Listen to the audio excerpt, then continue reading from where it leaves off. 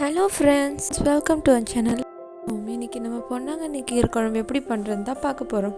அதுக்கு பொன்னாங்கண்ணி கீரையை நல்லா கழுவி சின்ன சின்ன துண்டுகளாக நறுக்கி எடுத்துக்கலாம். ஒரு பாத்திரத்தில் 50 கிராம் பாசிப்பருப்பு வேக வச்சுக்கோங்க. அப்புறம் ஒரு சின்ன கடாயில் எண்ணெயை ஊற்றி சூடாக்குங்க.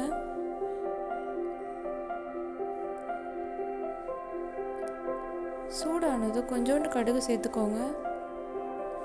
கடுகு நல்லா பொரிஞ்சதும் 3 பச்சை மிளகாவை சேர்த்துக்கோங்க.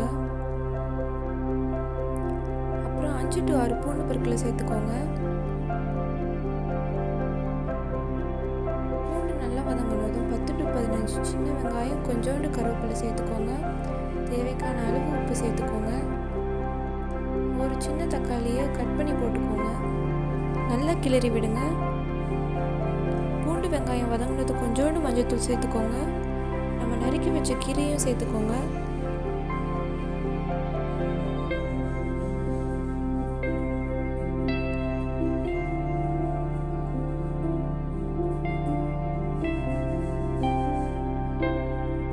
நல்லா வதக்கி விடுங்க. கீரையை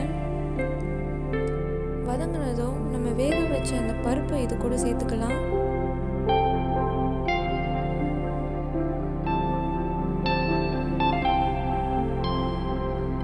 தண்ணி எதுவும் எக்ஸ்ட்ரா ஆட் பண்ண வேண்டாம். பருப்பில் இருக்க தண்ணியே இதுக்கு போதுமானது.